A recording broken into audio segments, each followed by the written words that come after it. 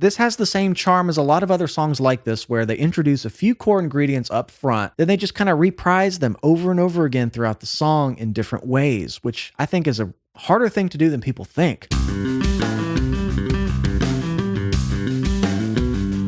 What's up, guys? Welcome back to Low End University. Sincerely Me is from New Found Glory's second studio album, New Found Glory, released in 2000. Now, I don't see this often when researching bands, but in recent years, this album is often cited by music critics as one of the greatest pop punk albums of all time. That's high praise. And I see this song and band name combo quite a lot. It's another instance where it's the same song every time I see the band name, so it makes my job easier. But this band name doesn't ring a bell. Don't recognize the name, but reading a bit about them, it looks like they've extensively worked with and toured with just about every band I've done on the channel. So, I know I'm getting warmer, but without further ado, let's get to it. This is Sincerely Me from New Found Glory. Bass intro.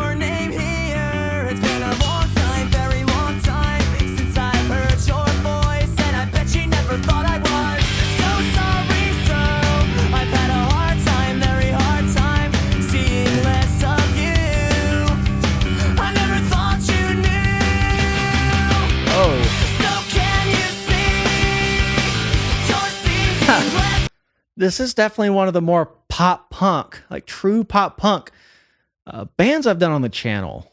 I haven't done a lot of these. I'm just kind of referring to that vocal style. Kind of edges on more of what I did know. Fall Out Boy, like Jimmy Eat World, things like that. Kind of reminds me of that. I know that vocal style can be kind of polarizing for some, but I've always thought it had a really cutting, just strong power to it, but being kind of thin. It's just a unique sound. But not to get on that. It just kind of caught me off guard. I wasn't sure what to expect. But I dig it.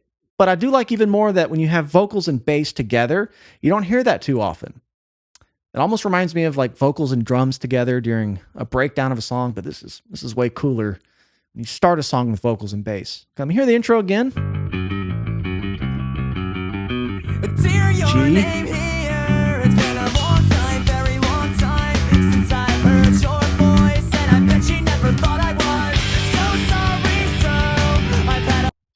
Yeah, down here in G major, and those little two-note groupings, F sharp and G, are kind of holding the riff together while like a root note changes under it. So I think it's G, A, and C.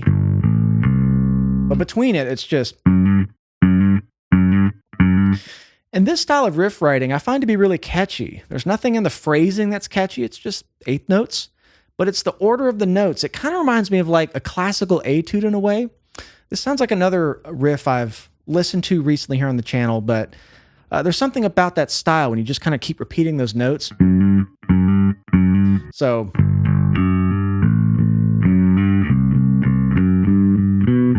I didn't hear that little tag. Let me hear it again. I'll kind of show you what I mean, because it's quite catchy just in that note ordering.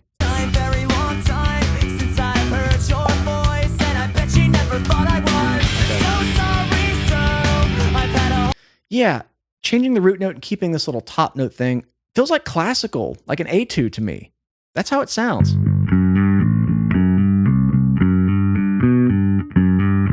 Because if I kept going up the G major scale but keeping that little tag, it kind of sounds like a Bach etude or something.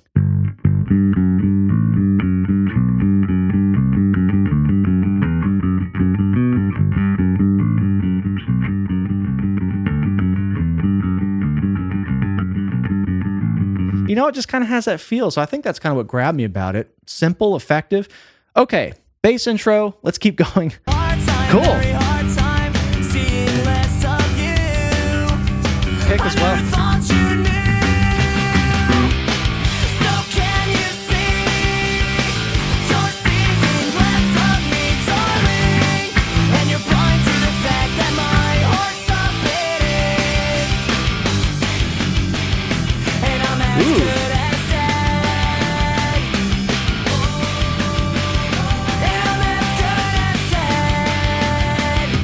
Chuggy. Got kind of heavy. Almost sounds like guitarist is kind of inverting those power chords a bit. Or maybe it's just kind of that rub and that chuggy, just kind of palm muting, Can't quite hear, but dialed up the heaviness for a second there.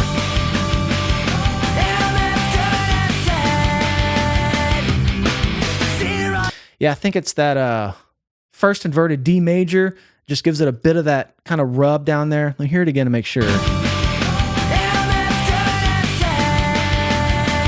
Yeah, so it's going down to E minor now. But when I say first inversion D major, it's instead of just going to an F sharp power chord, because fifth intervals always sound the least dissonant. That's why they're called perfect fifths. They don't really have any sort of rub. But you just move the F sharp down and keep that top note. Versus you go up and put the D thereof with the F sharp. Gets a little more. So with that tone, just kind of like how it got heavy. G, F sharp, E, down to E minor.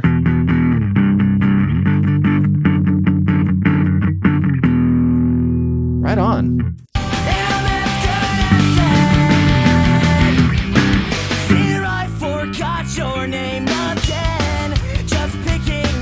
Perfect. Perfect way to use that intro again. This is the part where you leave me.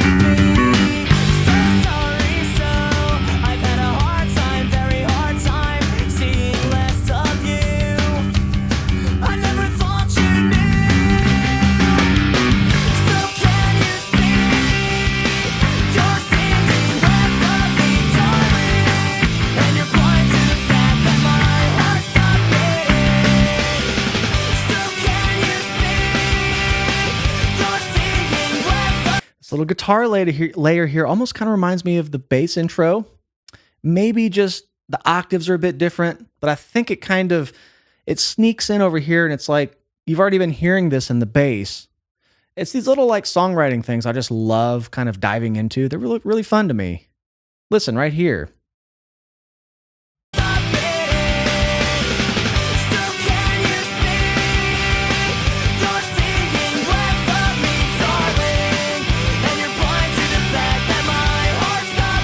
Yeah, it's almost kind of like a.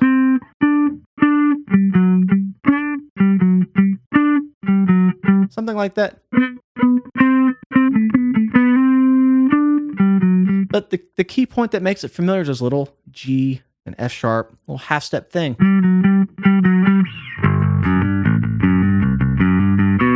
I'm getting that tag wrong. Either way. That's why it kind of sounded familiar. Great layering. And it's very quiet.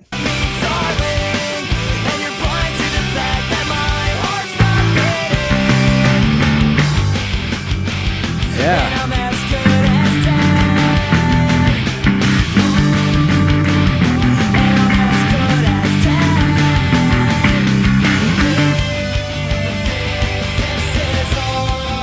Ooh.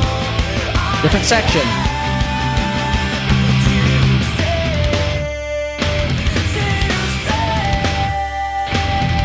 Catchy. Oh yeah, all in unison. That's a really well done break there. Not your typical slowdown, which is really common, especially in the more pop punk bands. But what a cool breakdown. It kept the energy going. Nice little drum fill. A little popcorny there. The vocal layering. Really good energy building. Now everyone's joining in on that bass intro. Another great instance. I feel like a broken record saying this, where they take one thing from the intro and slice it up a few different ways and just pop it in at different parts of the song. And you just have clever arranging. Automatically, when you do that and you do it right. Let's hear it again. This is really catchy. Up to the A. C.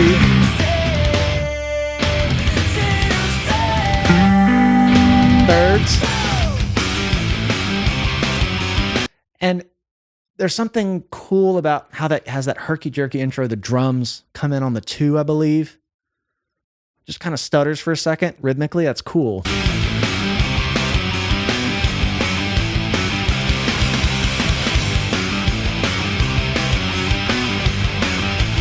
No, I went too far. Damn it, I always do this.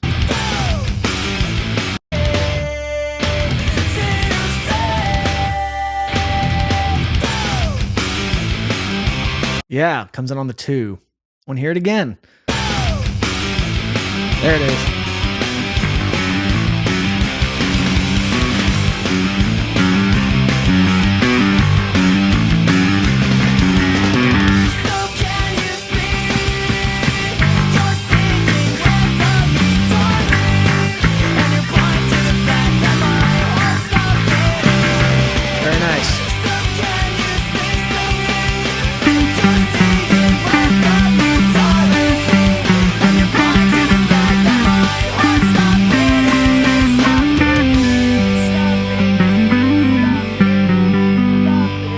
those little vocal fade outs there.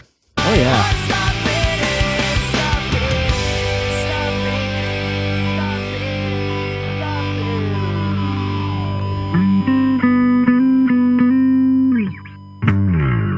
That was fun. Songs like these are just like a really good piece of birthday cake somebody hands you. You look at it and it looks good, it tastes good, might make you feel good. Can't criticize anything about it. It's a piece of cake. You can't be mad at it. These are well-written, sweet treat pop punk anthems. And this has the same charm as a lot of other songs like this, where they introduce a few core ingredients up front, kind of introduce them to your ear, then they just kind of reprise them over and over again throughout the song in different ways, which I think is a harder thing to do than people think. You can't write 3 riffs and just recycle them and it be good. It's got to be the guitar taking little parts of the bass intro and fading it in on a channel on the right channel just halfway through the song. And those little things that are a huge part of what make them so airtight, succinct, and just great.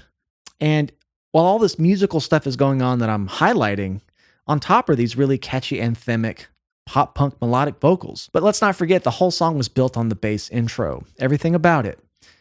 And that's the coolest part. So thanks to all of you who have requested Sincerely Me. I feel like every time I see Newfound Glory, it's always with this song title. So I'm sure this was a great one to do, but thank you guys for hanging out with me today. If you'd like to support the channel further, please come find us on Patreon. I do full album reviews over there. I have bass lessons and more if you're a player. And if you enjoyed this, please make sure you're subscribed. I love you all. We'll see you in the next one.